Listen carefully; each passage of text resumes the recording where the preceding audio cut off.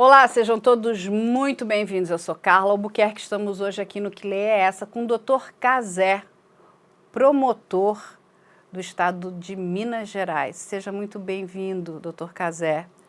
E nós vamos hoje abordar aqui um tema que é muito importante e acho que é um tema que está mexendo com a nossa sociedade nesse último mês, que é a questão do abuso sexual infantil.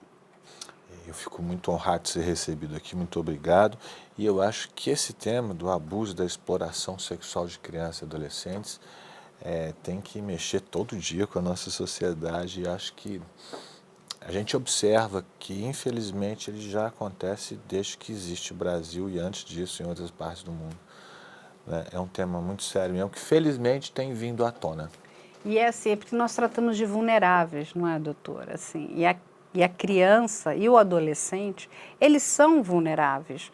Não é só na questão da idade, assim, emocionalmente você vê psicologicamente o quanto que eles são alvos fáceis, né? Independente, pode ser o caso A, B ou C, quando você vai estudando todos esses casos, você entende como é que, né, o agressor consegue, né, cooptar ali a vítima. E no momento que a vítima foi, né, presa pelo agressor, ela está... Historicamente, crianças e adolescentes são vítimas preferenciais de violência, né? Pela própria natureza do que é a criança, do que é o adolescente, né? A criança tem até aquela fase da exuberância sináptica, né? Que ela vira aquela esponjinha e ela acredita em tudo e ela está disposta a absorver todo tipo de informação. E isso é importante para o desenvolvimento dela, mas muitas vezes isso é aproveitado com más intenções por alguns. O adolescente passando aquela fase pela qual todos nós passamos, de transformações fisiológicas, de muitos hormônios, aquela questão de deixar de ser criança para deixar de ser adulto, cria inúmeras dúvidas que muitas vezes também são aproveitadas com intenções ruins. É verdade, mas antes da gente entrar tão a fundo nesse assunto, eu estava conversando aqui com o Dr. Cazé e ele me contou, você me contou que você trabalhou em muitas áreas no começo da sua carreira. Por que é que você depois quis se aprofundar tanto nesse tema, que é tão importante para a gente? Carla, eu não escolhi esse tema. O tema te escolheu. Acho que sim. Eu acho que isso me foi cobrado. Eu acredito que por Deus, porque é assim que eu acredito, mas de alguma forma aquilo foi quase que esfregado na minha cara, me sacudido, faz alguma coisa, e eu não conseguiria seguir minha vida sem fazer alguma coisa, né? Eu fui participar do grupo de apoio técnico da CPI da pedofilia, a convite do senador Magno Malta, por um período que ia durar 6 meses, acabou sendo a CPI mais longa da história do Brasil. E nós, dentro da CPI, depois fomos em quase todos os estados do país. Não fui ainda no Amapá e Rondônia. E a gente vê de perto casos muito graves e muito comoventes. Eu te confesso, teve um caso que eu fiz a audiência e decidi, né, no momento da audiência lá para mim mesmo, o seguinte: acabou, vou embora amanhã. Estou muito revoltado, estou com uma coisa ruim aqui de ver uma criança ser tratada dessa forma, sabe, uma série de erros e de violência muito grave. Não vou entrar em detalhes aqui com você, Lógico. mas eu fiquei extremamente revoltado na audiência pública, mas fiz o meu trabalho e decidi que no outro dia ia pegar um avião e ir embora. Mas no outro dia eu estava lá, porque eu acho que nos momentos em que a gente sente isso, que é ruim, ódio, raiva, são sentimentos que a gente não pode evitar às vezes, mas a gente tem que mudar, transformar esses sentimentos ruins em coisa boa, né? Aproveitar essa força justamente para fazer alguma coisa em defesa daqueles que você viu ali sendo vilipendiados, que você quer defender, das injustiças que você enxerga. E, bem, com isso já tem 17 anos que eu estou, assim, me especializando, ainda que muitas vezes por minha conta, em conhecer esses casos, em estudar os assuntos juridicamente e fora também.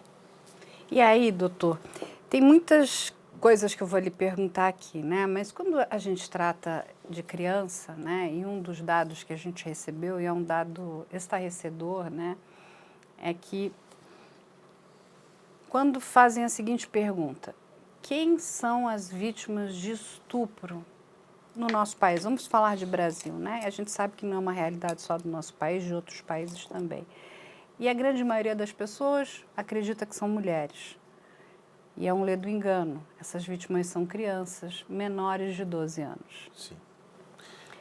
E é muito duro porque quando você vai entender, né, o ciclo da violência, esse ciclo está dentro da casa dessas crianças. Como é que a gente ajuda essas crianças? Olha só, existe ainda muito que não é revelado. Nos últimos anos, por causa de inúmeras campanhas do Brasil e de fora do Brasil, as pessoas têm falado mais, têm tido mais liberdade para falar a respeito disso. Mas as estatísticas mostram que daquilo que a gente sabe, é isso que você falou. A maioria das vítimas de estupro é formada por crianças, né? E meninos e meninas.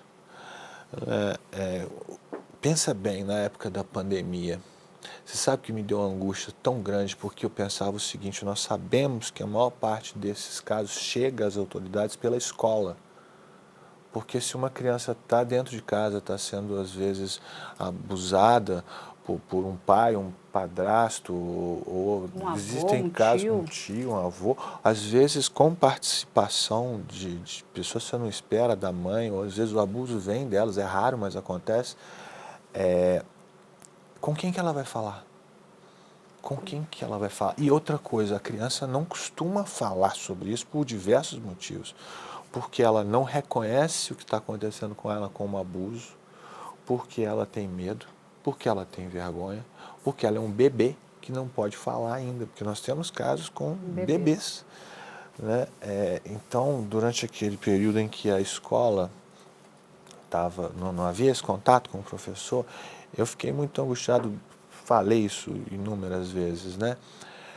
A escola é um ponto importantíssimo, que a gente pode assim, observar sinais que não são absolutos, mas que determinam a necessidade da gente investigar aquele caso, sabe? A gente pode observar esses sinais e, às vezes, através dessa investigação, tirar uma criança de uma situação de verdadeira tortura sexual, né? Mas se essa responsabilidade, no final das contas, é de todos nós. Da Né? sociedade. E digo um pouco mais, se você me permitir. Lógico. Um dos objetivos do movimento Todos contra a Pedofilia é levar informações para a gente conhecer melhor, né? Dizer que é necessário falar a respeito disso para prevenir, para denunciar o agressor, para que a vítima seja atendida, para que o agressor seja devidamente processado e punido, mas é importante também que a gente deixe isso claro, ostensivo, evidente. Né? A gente tem que chegar e dar a cara mesmo para falar: ó, estou aqui, não aceito abuso sexual contra a criança, não aceito exploração sexual. Por quê? A nossa manifestação é um ato de proteção. Todo criminoso, que eu chamo de criminoso pedófilo, porque comete crimes sexuais contra crianças e adolescentes, pode ser homem, pode ser mulher, pode ser rico, pode ser pobre, ele pode morar numa mansão ou na comunidade, pode ter estudado, não ter estudado, pode ser de qualquer religião ou não ter religião, mas todos têm em comum o fator covardia. Sim. Por isso gostam de estar com uma criança, para se sentirem mais fortes naquela situação, mais poderosos, mais dominadores. A partir do momento que a gente, como sociedade, como família e como Estado também, dá esse recado de que estamos atentos, sabemos o que é isso, não vamos aceitar. Você inibe a ação desse criminoso. Você está dizendo diretamente para ele: olha, as crianças que estão sob nosso olhar protetor aqui, nossos filhos, nossos amigos, nossos alunos, nossos vizinhos, eles não estão abandonados, eles não estão negligenciados, eles não estão à sua mercê. Nós estamos olhando por eles. E esse é um ato de proteção muito importante. Talvez algumas pessoas não deem tanto valor a isso, mas a gente já pode comprovar naquilo que é possível comprovar.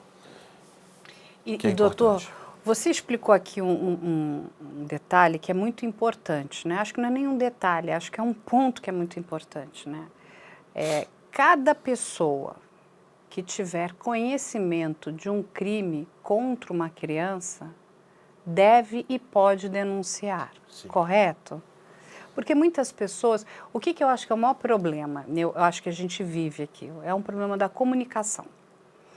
Existe uma determinada lei, existem pessoas aqui, vamos chegar aqui no caso da criança, que dá proteção, mas essa lei não é comunicada, as pessoas não sabem como fazer, porque o que eu sinto às vezes é que, olha, temos uma lei incrível, mas só quem conhece são os juristas, os advogados, né? Quem está na área jurídica, os promotores, os juízes, né?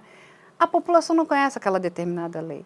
Ela não sabe nem que ela tem esse, vamos dizer, é um dever, não é? Não é só um direito, é um dever. Eu acho que é muito mais do que um direito, é um dever. Ela tem o dever, né, de comunicar aquilo, porque uma criança, de fato, ela é vulnerável, ela fica olhando, né, para o adulto. Eu aprendi, né, eu sou mãe, quando eu tinha os filhos pequenos, né, a psicóloga falava assim, a gente tem que abaixar para falar da mesma altura que a criança. Porque quando a gente fala assim, a criança olha, né, fala assim, gente, é um monstro praticamente, é enorme, né? E quando você abaixa, você fica da altura da criança, ela consegue te reconhecer como um parceiro ali, né? Você não está numa coisa impositiva. Cria um ambiente mais favorável. Exatamente. Então, ela olha, né, para aquele adulto, né, que pode não ser um parente, pode ser uma pessoa que ela conheceu, mas que precisa, né, enfim, comunicar aquele determinado crime. Mas, enfim, as pessoas não sabem. Então, a gente usa muito aqui o trabalho que a gente faz, inclusive para comunicar e para explicar. E aí eu vou te pedir para que você explique para as pessoas que primeiro as pessoas primeiro têm medo, né? Falam, mas como é que eu vou numa delegacia de polícia? Eu vou me meter na briga de um vizinho meu, né? Eu vou, sei lá, ele pode vir e me matar, ele pode tentar fazer alguma coisa contra mim. Inclusive, existe até um sistema que protege a testemunha. Correto, doutor? Sim. Quer ver? Eu tento muito fazer isso ao longo aí das palestras. Falar de uma forma bem inteligível, sem juridiquês. Tentei fazer isso no livro, não sei se consegui, depois você me conta. Eu vou depois mostrar o livro dele aqui. Mas a Constituição brasileira, a lei mais importante de todas, quando todo mundo sabe, quem não sabe eu falo, a lei mais importante do Brasil. Qualquer regra brasileira tem que obedecer à Constituição. Ela só usa o termo absoluta prioridade no artigo 227, é um dos poucos que eu lembro, mas para falar da garantia dos direitos da criança, do adolescente e do jovem. Isto significa que não pode existir nada mais importante para a lei brasileira do que garantir os direitos da criança, do adolescente e do jovem. E que se tem direito, tem dever. O dever é do Estado, da família e da sociedade, portanto, de todo mundo. Eu costumo falar com o pessoal assim, está na lei lá, é a lei mais importante, dali para baixo todo mundo tem que obedecer isso. Leis federais, municipais, estaduais, qualquer regulamento. Né? Mas nem precisaria, porque até bicho sabe disso. Qualquer animal aí dá a vida para defender a sua prole. É verdade. Né? Eu, criado lá no interior de Minas, sei muito bem, porque eu já mexi com a galinha choca. Então a gente... Fica brava. Pois é, a gente sabe o que é isso. Aquilo é o que está na Constituição. É a defesa, a absoluta prioridade de todos os direitos da criança e do adolescente. Desse artigo nasceu o Estatuto da Criança e do Adolescente, que veio substituir o Código de Menores, que tratava menores. todos eram menores em conflito com a lei, eu não gosto muito desse termo, né? Agora a gente fala em crianças, pessoas até 12 anos, adolescentes, pessoas de 12 a 18 anos, que são pessoas em desenvolvimento, que merecem um tratamento especial, que está definido no Estatuto de Criança e Adolescente, que é uma ótima lei. Precisa de uma infraestrutura melhor para a sua aplicação, mas é uma boa lei. Por isso que eu nem gosto de falar quando um adolescente, o pessoal fala assim, o adolescente cometeu um ato infracional, foi apreendido. Eu prefiro falar preso, porque preso é para gente, apreendido é para objeto. E ele não é objeto, verdade, ele é gente, né? Tudo bem. Existem agora, mais recentemente, algumas leis que foram muito importantes também para complementar essa proteção. A lei do depoimento especial, que surgiu lá no Rio Grande do Sul com o doutor Daltoé, que fazia isso há décadas atrás, né? Ouvia crianças e adolescentes numa situação que não era tão opressora, que não as obrigava a repetir indefinidamente uma história desagradável, constrangedora. Né? Temos essa lei do depoimento especial que precisa estar sendo colocada em prática. Eu conheço muitos lugares que ela está funcionando bem. Existe a lei batizada Henri Borel, por causa do Carlos do Henri, né, que traz ali diversas medidas importantíssimas para a proteção da criança com mais agilidade. A intenção dela é essa. Ser mais ágil. Ela, a gente costuma comparar, falo assim, que eu te disse que eu tento falar da forma mais clara e simples possível.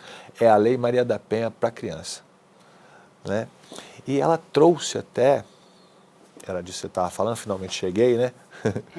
A denúncia. Um crime para a pessoa que sabe de uma violência contra a criança e adolescente e não toma as providências, não denuncia.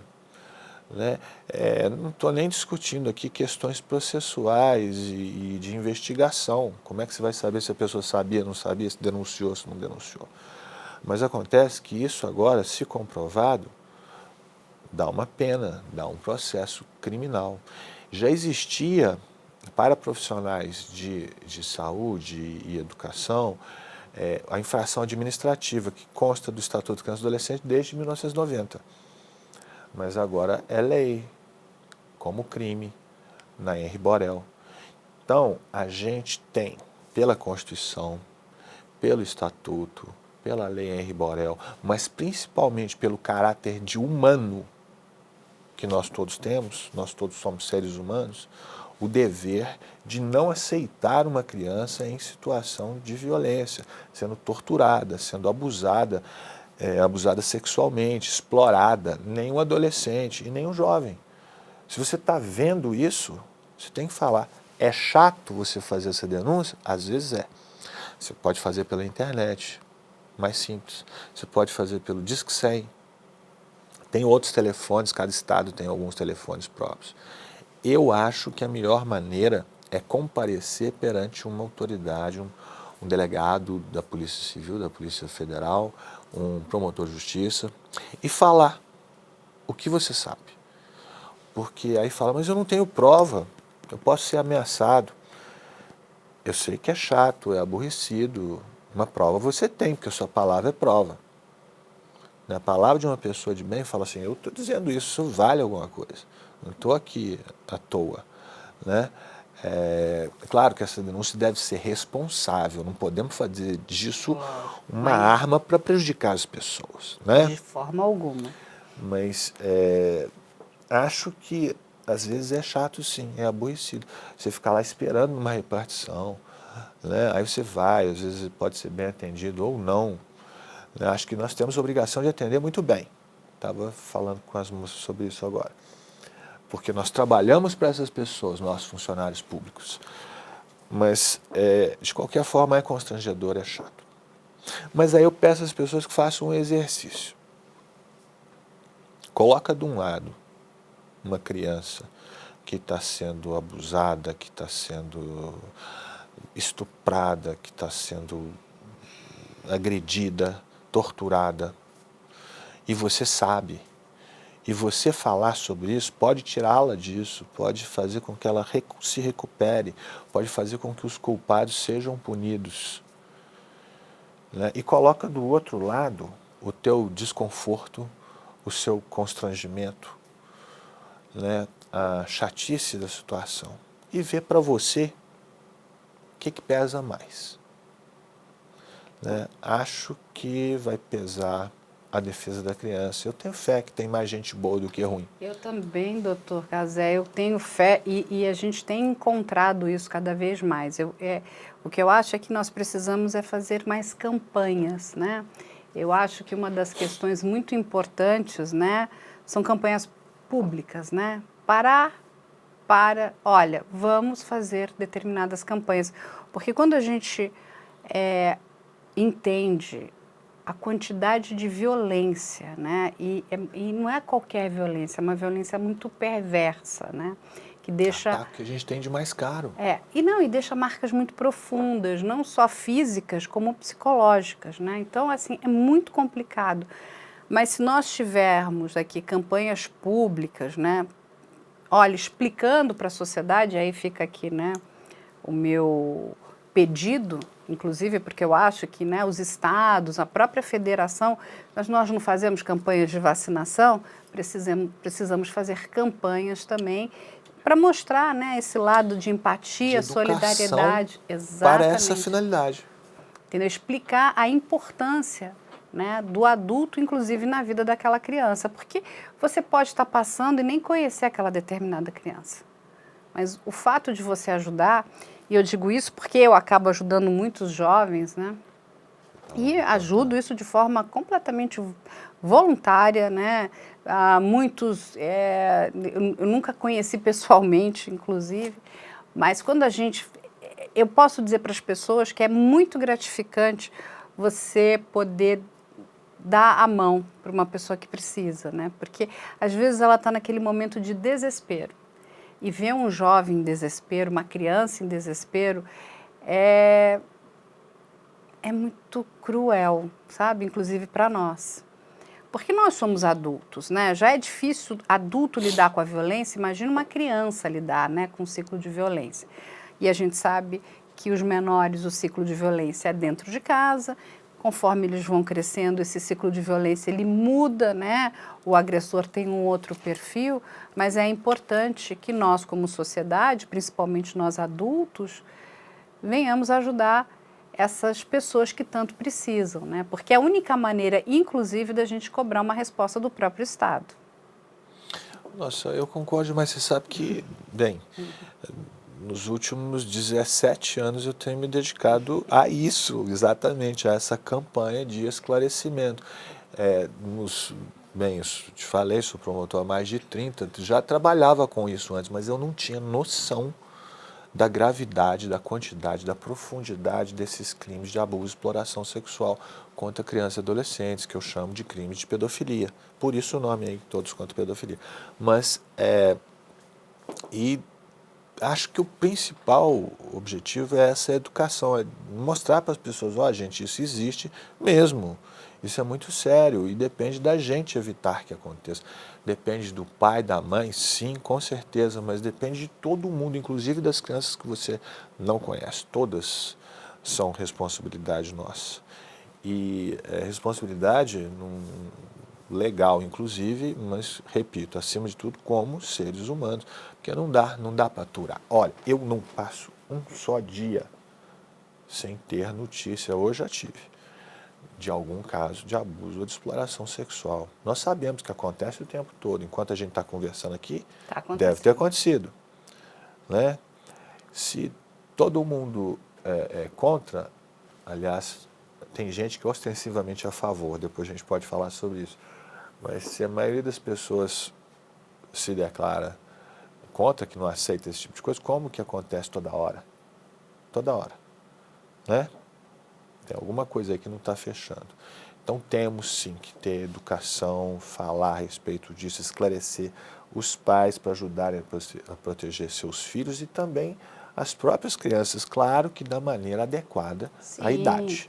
né? Sim, eu advogo aqui muito a questão, né, da educação sexual nas escolas, e a gente explica que a educação sexual nas escolas não é ensinar sexo para as crianças, é o contrário, é explicar o que não é apropriado, o que é inapropriado, sabe, dentro da linguagem a gente sabe que temos aí pedagogos, pedagogas, psicólogos infantis que já preparam aí um universo de material didático para conversar com as diversas idades, né? É lógico, para uma criancinha de 5 anos, tem que ser tudo muito lúdico, explicar, olha, porque quando ela vê um pai agredindo ela não entende que aquilo é uma agressão, porque Exatamente. ela acha, não, é meu pai, então logo ele está me, né, dando carinho, será que isso é uma forma de carinho? Explicar, não, isso não é carinho, isso não é adequado, isso não pode acontecer. Que parâmetro a criança vai ter? Exatamente, mas por isso que a escola é um meio muito importante, né? E levar essa questão para dentro das escolas, explicar, olha, precisa proteger seu corpinho, ninguém pode tocar no seu corpo, entende? É diferente, sua mãe vai te dar banho. Banho é uma coisa, né? Tem coisas que estão além de um banho, né? Então, e a gente sente que muitas crianças, elas não têm noção do que está acontecendo. Elas são... Não, você sabe que eu tive uma audiência uma vez, antes da lei do depoimento especial, nós ouvíamos as crianças em sala de audiência. Eu e a juíza com a qual eu trabalhava nessa época, a gente tomava cuidado de chamar um psicólogo para acompanhar. E essa menininha, ela, 7 anos que ela tinha, né, o padrasto abusava dela. E a mãe os pegou em flagrante, o que é raro. Mas ela saiu, deixou os dois sozinhos e ela voltou, porque esqueceu sei lá o quê, e os encontrou ali em flagrante. Né? Ele foi preso, processado, etc. Pior, ela estava com a amiga ainda, então tinha mais uma pessoa. Testemunha. Isso é raríssimo em casos dessa natureza. Mas fomos ouvir a criança na sala de audiência. Ela contou tudo com uma naturalidade assustadora. Era literalmente surreal você ver uma criancinha daquelas contando as coisas que ela contou. E ela notou que a gente ficou estarrecido com aquilo ali. Eu fiquei, tem muitos anos, até hoje eu fico com 30 anos, imagina Porque muitos ela anos era atrás. natural. Aí ela viu que a gente ficou espantado e sabe o que ela falou? Todo pai não faz isso com a filha? Meu Deus. Como que a gente explica isso? Né? Tadinha, porque é muito pequena, né? Ela achava que aquilo era normal. E é destruidor, né? Olha só, isso aconteceu com gente famosa. Lembra o depoimento da Xuxa nos 50 anos? Ela falou sobre isso? Sim. Demorou para cair a ficha que ela tinha sido abusada. A Oprah Winfrey, né? A Rita Lee. A Rita Lee também, essa eu não sabia Com não. 6 anos. Mas demorou para aceitar, para entender o que tinha acontecido. Eu estava fazendo uma palestra no interior de Goiás, em Rio Verde, se eu não me engano, falando assim para várias pessoas. De repente, lá no meio, levantou uma senhora e decidiu falar. Se encorajou a falar. E eu não a interrompi, claro. Deixei ela falar. Para ela era um desabafo. E ela falou que passou a vida inteira. Ela já devia ter em torno de uns 50 anos e que sofreu abuso muito tempo. Depois teve problema a vida inteira por causa daquilo. Sempre sofreu e tal. E chorava sozinha e nunca teve coragem de falar. E resolveu falar naquele momento. E falou, chorou e saiu. Quantas pessoas por aí assim? Né? Muitas, doutor. Pois é, acho que a gente tem que fazer o possível. Nada vai ser perfeito, só Deus, mas a gente tem que fazer o possível. E tem muita coisa que dá para fazer, sabe? Essa demonstração de cuidado é importante, essa atenção a certos sinais, comportamento sexualizado precoce tem que ser examinado com muito cuidado. Né? Sinais comuns a trauma a gente pode ver.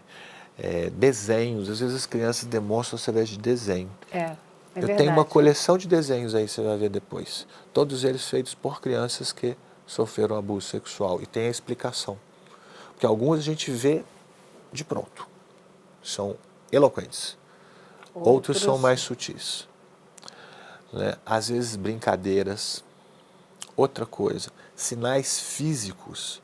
Sinais físicos, por exemplo, um machucado numa região genital de uma criança tem que ser muito bem explicado.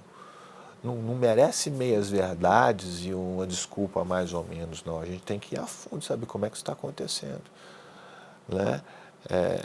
Então, como é dificílimo para uma criança falar sobre isso, para o adolescente já é melhor, mas também a gente tem que estar de olho. É porque a vítima ela está sempre naquele contexto da humilhação, né? Porque o abuso também esbarra na questão da humilhação, né? Sim. A criança menos, mas o adolescente jamais, porque ele já entende e é humilhante aquilo, né? Porque... Tem várias questões, assim, eu tenho uma figura que costumo mostrar, o tanto de setas, de vetores que vão assim em cima da vítima, uma criança, por exemplo, cujo provedor da família está ali sob esta acusação, né? Ela fala assim, mas eu vou falar, ela às vezes gosta dele, ela gosta, ela tem sentimento, pô, tem uma síndrome de Estocolmo meu pai, ali. é uma maneira de receber atenção. Quem vai pagar as contas aqui de casa se ele for preso? Se ele for preso, né? A vergonha que eu vou passar, né? Será que a culpa é minha? Será que isso não é assim? E às vezes o que a gente vê de familiares que ficam contra a vítima, né? Então é um problema realmente complexo. Doutor, deixa eu lhe fazer uma pergunta. Você que já trabalhou em tantos casos, né? Promotor de justiça aí, já esteve adiante aí, já processou tantos abusadores. Graças a Deus, que bom. É maravilhoso. Você acredita que eles têm recuperação? Eu sei que, via de regra, os criminosos sexuais são reincidentes. Dificilmente tem recuperação. Nos Estados Unidos tem uma prisão especial na Califórnia, em Coalinga, dedicada a criminosos pedófilos confessos, né? E eu vi tem uma reportagem grande sobre isso, eles falando, se me soltarem eu vou fazer, é isso que eu quero, né? Agora, tem vários tipos de crimes que atingem a criança. Depende também do tipo de crime, depende também da pessoa. Por exemplo, uma pessoa que às vezes recorre ao comércio de pornografia infantil, que está cometendo um crime que eu reputo muito grave, porque pornografia infantil vai às vezes muito além de exibir foto ali de uma criança nua. Né, tem a produção de verdadeiras fotonovelas com crianças muito pequenas, com bebês, com crianças que são drogadas, que são raptadas até, ou pior, fornecidas e alugadas pelos próprios pais para aquela finalidade. Eu acho isso horrível de qualquer jeito. Mas vamos supor que uma pessoa que recorreu a isso numa determinada situação, pode ser, né? Mas acho que aquele que pratica sexo com criança, né? Portanto, ele é um criminoso e pedófilo também na definição clínica, né? Esse não acredita em recuperação, não. E como é que a gente faz, doutor? Porque as nossas leis, né? Ela é cláusula pétrea na nossa Constituição, nós não podemos ter prisão perpétua.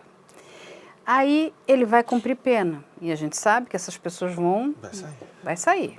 Vão voltar a conviver em sociedade.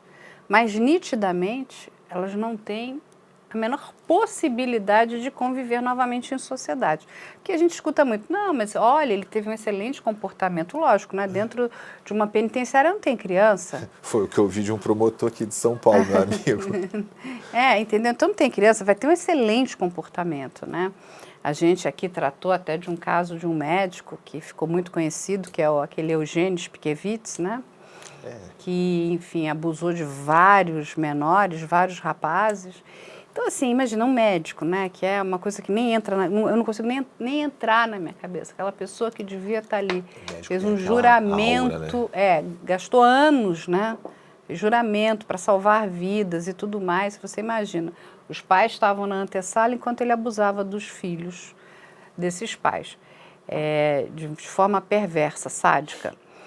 Como é que é isso? Porque eles vão voltar e vão voltar a cometer crimes. A gente não tem um problema sério aí?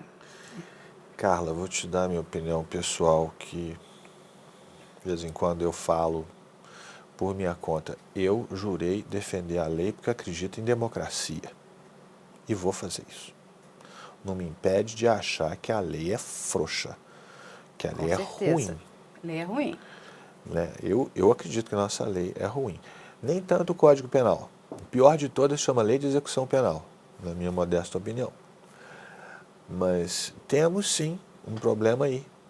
A gente gasta ali um tempão e dinheiro público e desgaste emocional e físico, né? A polícia se arrisca, o promotor também se arrisca, os defensores trabalham, o juiz para condenar dinheiro do contribuinte. Sim. E a vida da gente. Sim. E olha, deve ser frustrante para você. A gente faz isso aqui e daqui a pouco o criminoso está na rua de novo.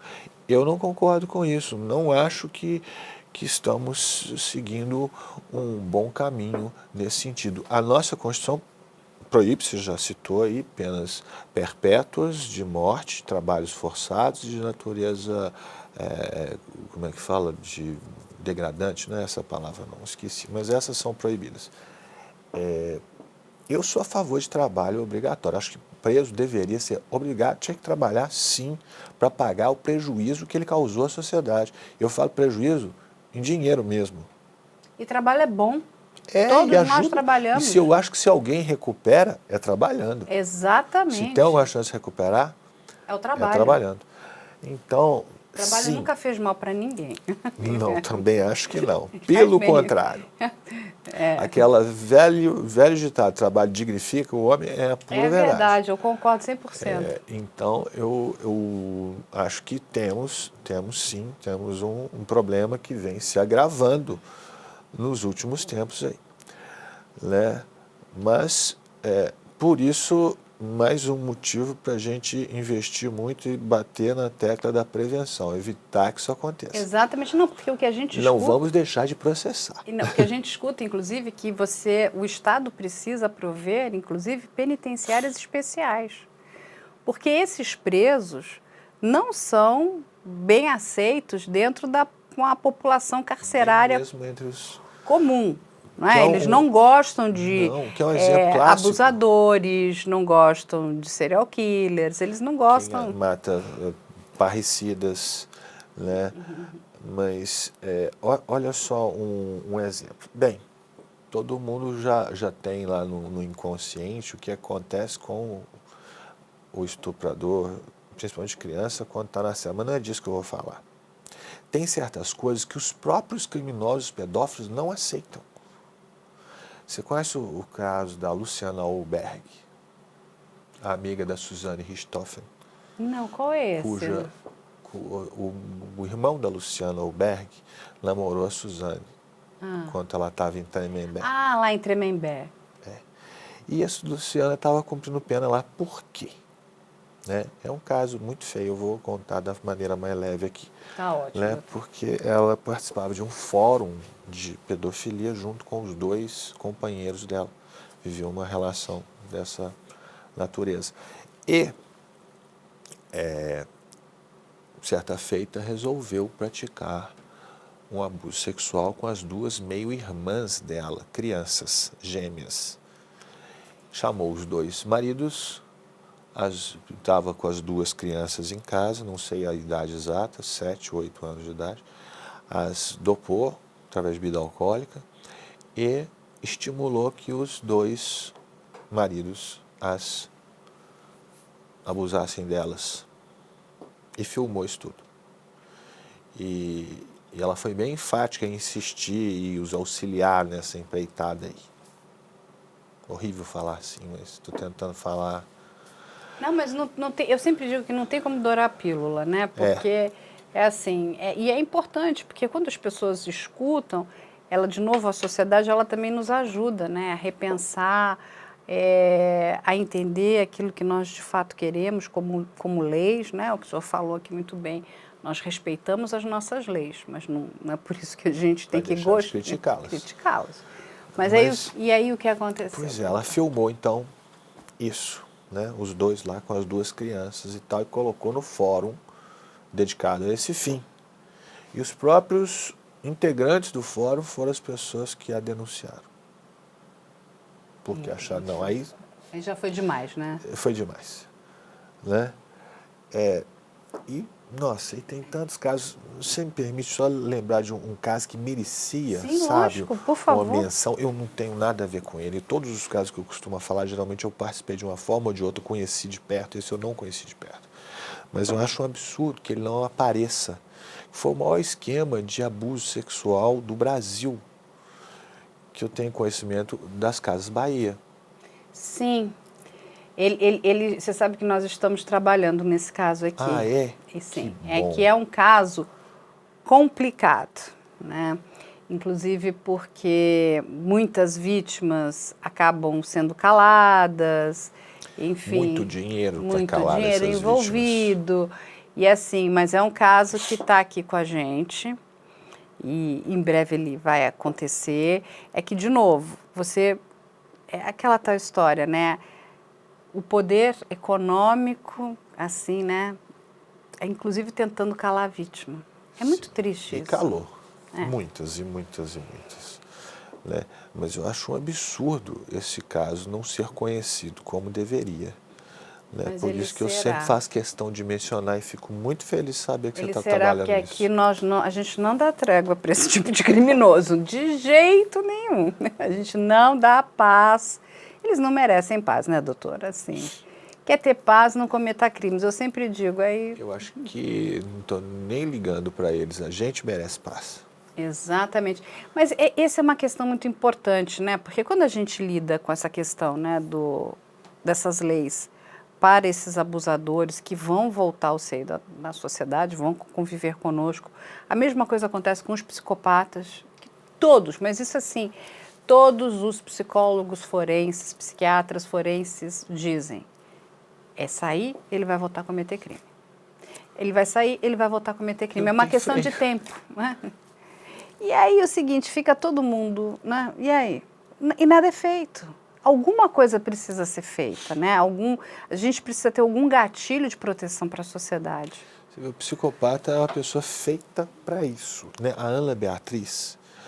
usando o conceito de psicopata da Ana Beatriz Barbosa Silva, uma amiga muito querida, ela que escreveu o prefácio desse livro aí, e me estimulou muito a escrevê-lo também. Até como desabafo. Você sabe que quando eu escrevi o livro a primeira vez, ele tinha assim 3 vezes o tamanho que está aí, e já não é muito pequeno. Aí ela falou assim, aquele jeito dela, meu querido, corta 2/3 disso. Né? E, bem, aí... Mas devia ter deixado a gente fazer uma coletânea, uma coleção, né? Volume 1, 2, 3... Está guardado lá, mas eu acho que tem muita coisa inútil mesmo. Mas, de qualquer forma, são pessoas que simplesmente não estão aí para ninguém, não ligam para os outros. Né? Como diz a Ana, falta aquela pecinha. Até ela diz que o criminoso pedófilo é um tipo de psicopata, porque ele tem atração sexual por criança, e só isso não faz dele um criminoso. A pessoa pode ter essa atração e não praticar crime. Criminoso é quem pratica crime. Isso. Só que ele tem essa atração, sabe que vai causar um mal enorme à vítima, mas não se importa. Não liga. E não tem empatia. Não, ele está interessado na diversão dele, Sim. no prazer dele, e o outro que se dane.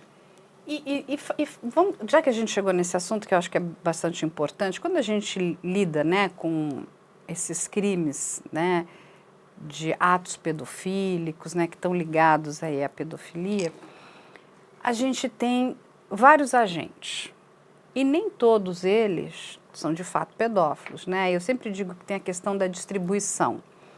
Tem aquele que está produzindo, né, está distribuindo, e tem aquele que está comprando, né? Aquele que quer ver, que vai pagar, que vai descobrir onde tem, né? A questão da pornografia infantil. todas essas pessoas estão na cadeia do crime, correto? Sem dúvida, sem dúvida. A gente tem, né, no Código Penal, desde 1940, lá a definição dos partícipes e tal, cada um na medida da sua culpabilidade, né? Então, também quem se omite e teria dever de tomar conta é autor do crime também. Então, isso deve ser sempre levado em conta no momento ali. Mas a gente até, não sei se já é o momento da gente entrar, eu gostaria de fazer essa distinção, né? Sim, por favor. Eu falo muito de crimes de pedofilia, sempre no plural, e trago esse conceito lá da CPI, que se chamou CPI da pedofilia. Não porque ela tenha se referido a alguma parafilia, mas porque ela se referiu aos crimes sexuais cometidos contra a criança e o adolescente, que estão no Código Penal, por exemplo, estupro de vulnerável, favorecimento à prostituição de crianças e adolescentes, tráfico de crianças e adolescentes para fins sexuais, né? E tem vários outros lá. E também estão do Estatuto de Criança e Adolescente, na Lei da Pornografia Infantil, que criou lá a partir do artigo 240, né? Produzir, transmitir, guardar consigo a pornografia infantil, definiu o que era pornografia infantil. Eu tive a honra de, com um grupo excelente, participar da redação dessa lei. O conjunto desses crimes sexuais é que a gente chama de crimes contra a pedofilia. Portanto, isso é um conceito jurídico. O que está escrito naquela camisa, que eu te dei uma escrito todos contra a pedofilia, aqui. É exatamente isso. Todos contra abuso sexual, exploração sexual, pornografia infantil, tráfico de crianças e adolescentes para fins sexuais, etc, etc, etc. É uma maneira de resumir e deixar claro que sempre foi a intenção, eu te falei isso, de tentar deixar claro para as pessoas o que às vezes é complexo dentro da lei. Então, isso são crimes de pedofilia. Agora, pedofilia ou pederose ou pedossexualidade é um conceito clínico ali da psiquiatria, que define as várias parafilias, que são comportamentos sexuais não ortodoxos, para dizer de uma forma popular, taras sexuais. Então tem necrofilia, atração sexual por mortos, riparofilia, atração sexuais por pessoas sujas, zoofilia por animais, e por aí vai, tem várias, tem centenas, né? Pedofilia é uma delas e tem suas subdivisões. Então, nem sempre um pedossexual ou pedófilo clínico é criminoso. E nem sempre um criminoso pedófilo é pedossexual, né? Como a gente deu o exemplo daquele pessoal que vende pornografia infantil. Não precisa gostar de ter atração sexual por criança para vender isso. Ele quer ter um ganho financeiro.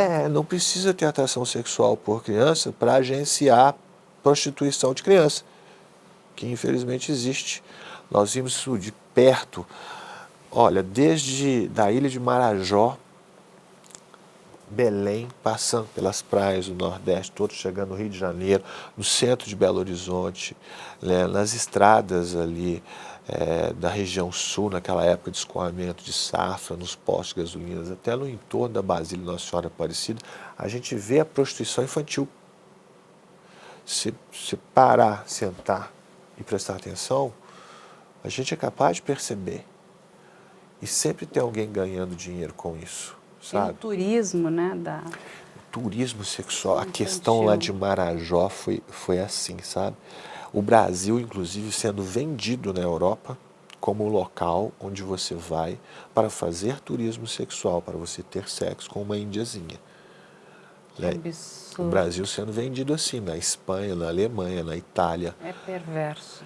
E as pessoas iam para lá, para Belém, para Marajó, tinham excursões especializadas que vinham dos Estados Unidos também. O cara já vinha preparado para isso. Para isso, ele entrava lá numa gaiola para descer o Rio Solimões, né? A excursão tinha essa finalidade.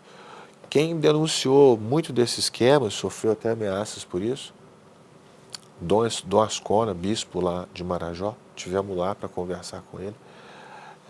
das meninas balseiras que abordavam os barcos. Então, assim, são muitas maneiras que estão todo dia aí na cara da gente, sabe? É muito perverso, né? Esse sistema. E a gente realmente precisa de gatilhos para não deixar isso acontecer, né? Então, é o que você estava falando aqui, né? A gente precisa combater esse turismo sexual. A gente precisa combater a distribuição, quem produz, né? A gente tem que ir atrás de quem compra. A cadeia é muito grande, né? A gente tem que criar esse meio de se alcançar aquela criança que está sofrendo abuso lá dentro de casa, geralmente através da escola, né? Por isso que eu gosto muito de conversar com professores, e meu pai e minha mãe eram professores também, e eu acho que Tem um muito programa importante. especializado, eu acho, como a gente, né, tem agora esse programa que é maravilhoso, aqui em São Paulo, né, o nosso governador, ele agora obriga, né, os estabelecimentos comerciais, como bares, boates e restaurantes, a prestar apoio às vítimas, né, de violência. Então, a mesma coisa precisa ser feita dentro das escolas, a gente precisa ter talvez isso até de forma mais contundente, né? Assim, de fato, dar esse determinado poder ali para os professores, né? Para tentar buscar essas Isso vítimas. que você falou é fundamental. Respeito aos professores. Eu, lidando na área da infância e juventude, a gente às vezes percebe que nos últimos anos, eu vejo assim, não sei se isso verdade, geral. os professores estão muito desvalorizados. Sim, estão às vezes até amedrontados dentro de sala de aula. Porque temos até mecanismos legais, né? Mas eu acho que os professores têm que ser valorizados para que de fato coloquem em prática esses mecanismos e possam ajudar principalmente, repito, a prevenir, a atender. Posso contar aqui rapidamente um caso? Lógico, por favor. Criança, boa aluna, né, num bairro muito pobre. A mãe muito pobre, com outra criança pequena, o pai os abandonou e ela com 7 anos estava ali em aula e tal. A mãe naquela dificuldade para cuidar das duas filhas, apareceu um vizinho, senhor já de uma certa idade, muito bonzinho, começou a comprar cesta básica e pagar as coisas para as crianças e comprar brinquedo, e toda hora a menina mais velha de 7 anos, ia para a casa dele, eu levo, eu busco, vou pagar aula de natação para ela, etc, etc. Começaram a desconfiar. Mas a mãe estava achando aquilo bom a princípio, que ajudava ali na lida. Sim, com a Né? criança. E dava também sustentação à casa, e dava cesta básica, espontaneamente. Ótimo, essa criança um dia chegou no colégio e a professora, que já vinha notando um comportamento sexualizado assim, incomum, né, através de desenhos, de certos gestos, palavras, né, a criança disse para a professora que estaria menstruada. Professor, mas 7 anos de idade, como é que pode? Aí foi até a enfermaria, junto com a enfermeira, a tia pode te olhar? E notaram que ela estava, na verdade, machucada, porque vinha sendo reiteradamente abusada. Aí ela chamou a mãe, falou, olha, sua filha sofreu abuso sexual, precisamos tratar dela e precisamos ir à polícia. A mãe, mas já desconfiando dessa pessoa, porque Sim, já tinha aquela fofoca no bairro ali, muito amável. dentro da escola, né? Todo mundo é sempre assim, as pessoas ficam falando, mas ninguém toma uma providência, de fato. Alguns tomam. Esse professor chegou e falou, vamos à polícia. A mãe, mas ele é tão bom, ele não é capaz disso não, porque isso? Ele começou Defendendo o a abusador. pôr panos quentes. A professora teve uma atitude que eu reputo assim perfeita. Né? Ela falou para a mãe, minha senhora, eu vou à polícia agora. Resta saber se eu vou denunciar só a ele ou a senhora pela sua omissão. Aí a mãe foi. E aí, trâmites rápidos até, polícia, o Conselho Tutelar, Ministério Público, saiu um mandado, foram na casa do sujeito e apreenderam vasto material pornográfico convencional e uma máquina fotográfica. Que ele fotografava essa menina. Essa e outras duas, das quais ele abusava. E assim, ali tinha prova mais do que se... Uma dessas fotos foi capa da revista Carta Capital. Uma das que dava para mostrar. Que a gente não mostra pornografia infantil. Lógico. E a gente precisa preservar a vítima, né? Sempre. Por ela. Tudo o processo dessa natureza corre em segredo de justiça. Não pelo criminoso, mas por ela. Pela vítima. Isso é muito interessante você explicar, porque as pessoas às vezes não entendem, né? Sempre que envolve uma criança, os processos vão correr em segredo de justiça. Correto, doutor? Correto. Quando a vítima é menor, de 18 anos, né, principalmente processos de natureza sexual, sim, os processos não são públicos, porque os processos criminais, por natureza, devem ser públicos. Né? As pessoas devem ter acesso a ver o júri, saber das pessoas. Entender o que está acontecendo, precisa ser transparente. Sim, mas esses não. Para proteger por causa a vítima. da vítima. Né? É o chamado streptus iudice, que pode prejudicar o barulho, a conversa fiada, a divulgação do processo em si, que pode ser muito prejudicial à vítima. Né? Então... E, doutor, deixa eu lhe fazer uma pergunta. Quando a gente fala na pena, o senhor acredita que a pena que é aplicada para esses crimes, ela é adequada? Porque, para mim, eu vou dar minha opinião, não sou jurista, eu acho essa pena muito baixa. Tá, eu vou te dar a minha opinião também. Eu acho, em alguns casos, até baixa. Poderia haver alguns ajustes, mas o problema não está aí. Se a gente pegasse o Código Penal foi feito nos anos 30, promulgado em 1º de janeiro de 1940, teve uma reforma em 84 grande, depois teve uma reforma exatamente nessa parte agora em 2009, né, tirou ali o que ainda chamava crimes contra os costumes, referência ao vocabulário de 1930, de moral e bons costumes, se tornaram os crimes contra a dignidade sexual, muito mais adequado. E o problema, no meu entendimento, está na execução dessas penas. Porque a pessoa pega uma pena X, mas ela sabe que ela não vai cumprir nada daquilo. Né? Tem um zilhão de saídas, de benefícios, de passação de pano, me desculpe o termo. Né? Saidão que sai e fala tchau, tchau, e não volta mais. Isso que eu não concordo. Progressão de pena. Poderia até ser o regime progressivo, sim, mas com um cumprimento mais simples da pena, sem tantas saídas e mais saídas, e indutos e benefícios, etc, etc. Sabe? Isso é só a minha opinião, tá, Carla? Não, eu entendo isso, são as nossas opiniões, mas... O senhor, trabalhando além na de ser execução promotor, penal, o senhor também é um ser humano. É isso, o cidadão tem direito a ter essa opinião, Exatamente. né? E não gosto não. E acho também que o trabalho é fundamental. Repito isso para você. Eu sei que você concorda comigo, você já falou. Eu concordo plenamente. Eu morei muitos anos nos Estados Unidos e a coisa que a gente mais vê é preso trabalhando. Você viu uma coisa interessante que eles faziam asfaltamento de rodovia. Então, assim, era muito comum, né? Então, tinha um determinado, falavam, que inferno, tá tendo engarrafamento. Não era engarrafamento, é que você tinha que diminuir a velocidade, porque aquele pedaço da rodovia estava sofrendo ali um conserto ou uma melhoria, e quem fazia o conserto eram os presos. Estavam ali consertando a rodovia, que eu acho que está corretíssimo. E aí é que precisa, aí tem um policiamento, né? Aquela coisa toda, então os carros precisam vir mais devagar e tudo. Mas eu cansei de ver eles assim, trabalhando na melhoria da condição, da estrutura da própria cidade ou do local ali. E eu não vejo o menor problema. Todos nós trabalhamos duro, pagamos impostos.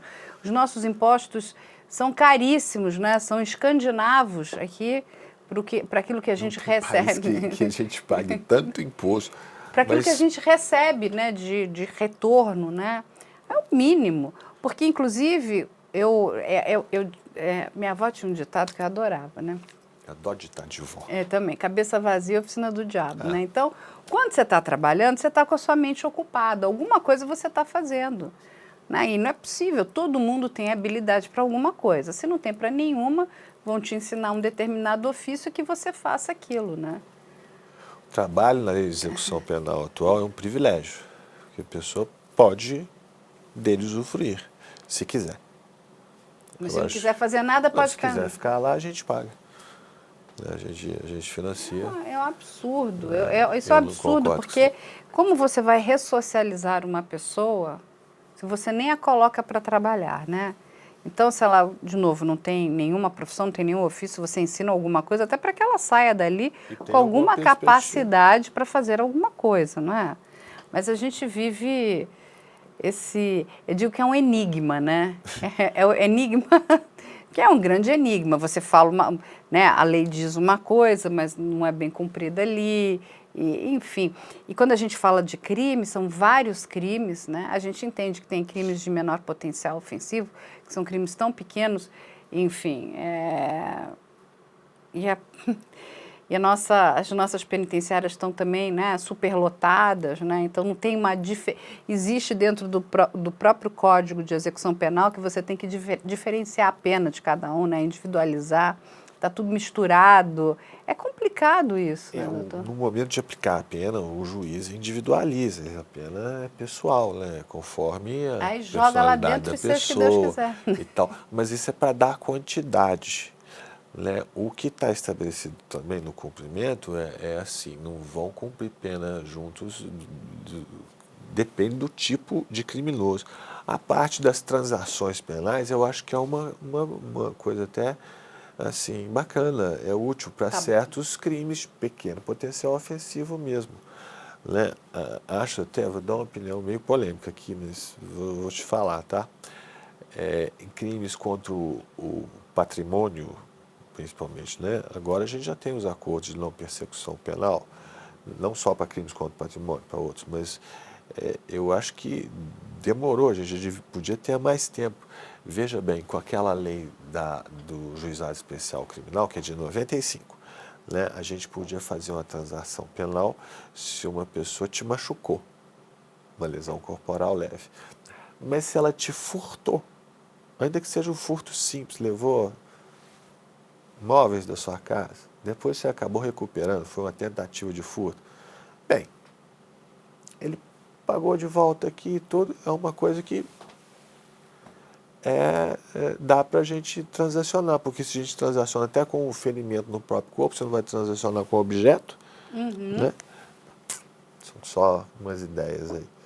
Não, porque são muitos crimes, né, doutor Cazé? Quando a gente fala, você tem sei lá, o crime de uma pessoa que às vezes furtou uma manteiga num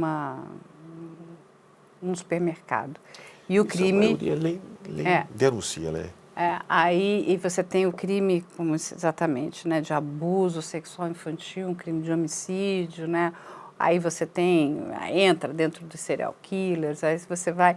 Então, eu acho o seguinte, né, a gente precisa parar para entender, né, e assim, o problema é que eu acho que tudo é jogado no mesmo saco, do pequeno para essa coisa horrenda aqui em cima, né? E aí fica tudo meio paralisado, né? Então, o que precisava ser mexido, né, precisava da nossa atenção, porque o número é ainda muito alto. Número de abuso sexual infantil, a questão da violência doméstica, que termina em feminicídio, isso não para de crescer. Mas vamos analisar esse crescimento dos últimos tempos. Será que é só porque aconteceu mais? Será que de fato aconteceu mais? E mesmo assim é subnotificado, não é?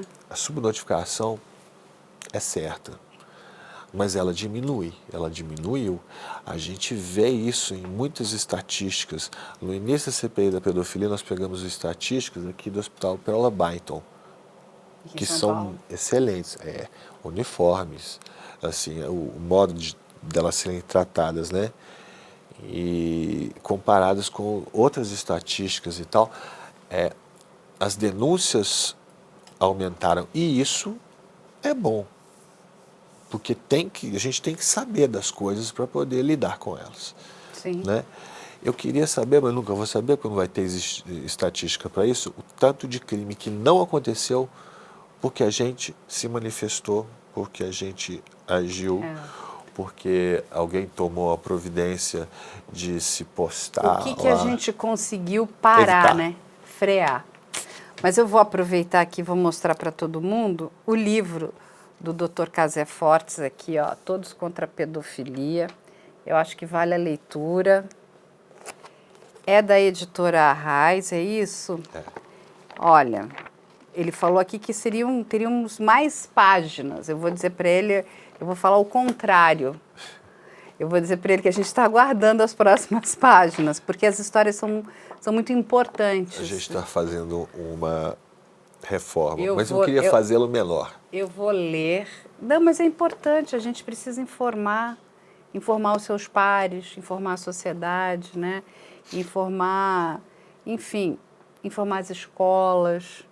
Né? Eu acho que é um livro obrigatório para a gente entender. Se você for me honrar com a leitura, muito obrigado. E você vai ver que isso aí também tem uma carga. Assim, eu tinha que escrever coisas que eu acho que são úteis para outras pessoas também. E isso é um meio também de chegar até elas. Sim. Mas aí também tem uma carga de querer dividir esse peso com os outros. É sabe? muito importante. Vou ler com certeza. E eu vou pegar ali. Olha a camiseta que legal. Aqui, ó. Todos contra a pedofilia. A camiseta deste ano. Tem algum site? Tem alguma coisa? Tem. Doutor Casé? Está até aparecendo aí, ó, tcpbrasil.com.br. Tem Ah, tá aqui, ó. Então a gente vai no colocar aqui Instagram, também no tem vídeo. um canal do YouTube. O meu canal do YouTube, embora seja antigo, ele não é monetizado nem nada. E ele, pela própria natureza dos assuntos, das palavras que eu uso, ele não é muito impulsionado, você pode imaginar, né? Tudo que eu falo lá... Mas a gente vai divulgar aqui todas as redes sociais, o canal, vamos divulgar aqui o site também. As pessoas podem fazer denúncia aqui? Não, esse site, a gente tem dicos locais onde fazer denúncia. Você sabe que eu prefiro até a denúncia ao vivo, né? Mas indica também. Ele é para você poder baixar material que você pode reproduzir. A gente tem, por exemplo, Todos contra a Pedofilia em Porto Alegre, no Maranhão, em algumas vários cidades. lugares. Que a pessoa resolveu falar, eu quero fazer. Tá. Beleza, fica à vontade, tem uma cartilhazinha, você pode baixar, imprimir e distribuir gratuitamente. E só para a gente entender, então, por exemplo, esses locais, eles são locais para a pessoa buscar material, é isso? O que é isso? Esses locais da internet são para... Mas, por exemplo, lá você falou no Rio Grande do Sul. Ah, sim. No Rio Grande do Sul, fizeram uma espécie, ainda estava informal, não sei se eles já formalizaram, uma espécie de ONG, uma sociedade, Olha que eles ótimo. vão propagando essas ideias, levando informações que estão na cartilha. Eu já fui lá algumas vezes, fiz palestras, e as pessoas ouviram e saíram levando aquilo para outras pessoas. Essa camisa... Mas é um lugar de atendimento? As pessoas podem ir até esse local ali, conversar com as pessoas? Elas vão ter orientação lá. Tá, ótimo. Porque a gente divulga também. Sim. Aí nos estados onde tiver essa ação... É uma coisa bem livre. A pessoa faz o que ela achar que pode. Em Cascavel, por exemplo, no interior do Paraná, lá foi criada a Semana Todos contra a Pedofilia, depois no estado do Paraná. Aí várias cidades vão fazer manifestações ao longo desta semana, né? Agora que engloba o dia 18 de maio, que é o Dia Nacional de Combate ao Abuso e à Exploração Sexual de Crianças e Adolescentes. Em Divinópolis, a minha comarca lá de Minas Gerais, já tem 17 anos que a gente tem uma grande caminhada assim, pela cidade. Aí vem muitas pessoas de outras cidades, né? E é um gesto simples, é só uma caminhada. Mas vale muito, porque você está reunindo pessoas, né? Você está reunindo pessoas que vão multiplicar essa fala, essa ideia. Isso é muito importante. A ideia É fazer aquela manifestação ostensiva. Nós estamos aqui hoje, andando aqui no centro da cidade, e vai bandinha, escola. Não vamos nos calar. Porque nós temos interesse nesse assunto.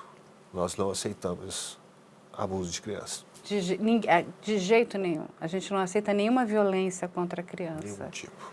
Porque assim, a criança merece, ela deve, né, crescer de forma saudável. Então a gente vai estar sempre do lado aqui da criança, a gente vai sempre apoiar o jovem também, o adolescente. A gente tem muita preocupação com isso, porque eles são o nosso futuro, né? Eles são sim nosso futuro. E nós já o único fomos jeito criança, de a gente melhorar, né? Nós já fomos adolescentes e assim, é o mínimo, dar dignidade para essas crianças e adolescentes. Dr. Cazé, muito obrigada, vai ficar aqui todas as suas redes sociais, pode voltar quantas vezes quiser, foi um grande prazer lhe conhecer, parabéns pelo seu trabalho, por tudo que você vem fazendo, é muito importante e vamos denunciar, não feche os olhos para uma criança em sofrimento, ela precisa da sua ajuda. Vai ficar aqui também as nossas redes sociais e o e-mail que vocês já conhecem, que é op@medialento.com.br. Quem quiser mandar sugestões ou tirar dúvidas, a nossa produção está de portas abertas. Muito obrigada, Dr. Cazé, e até a próxima semana.